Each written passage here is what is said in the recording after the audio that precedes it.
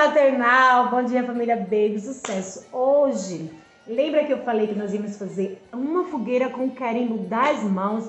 Professora Edna, você só inventa, né?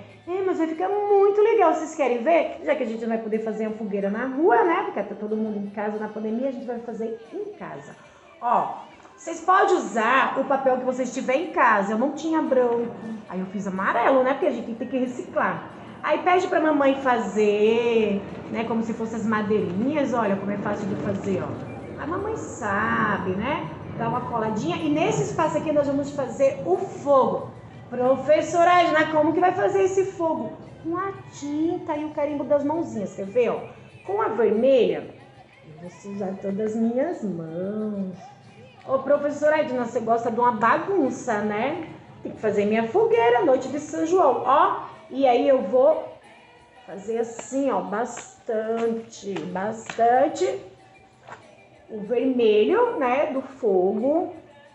E agora eu vou dar uma limpadinha na minha mão, porque eu vou precisar usar o amarelo. Vocês têm que limpar as mãos também, hein, porque senão não vai dar certo, porque o amarelo com o vermelho vira outra cor, né?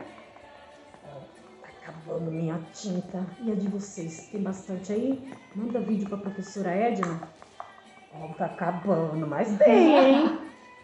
Aí, ó, agora eu vou carimbar mais e mais e mais. E eu fiz a minha fogueirinha. E vocês gostaram da nossa fogueirinha? Com os carimbos da mão? Vão mandar pra professora Edna? Ai, que bom, vou ficar esperando. Beijo, vidinhas!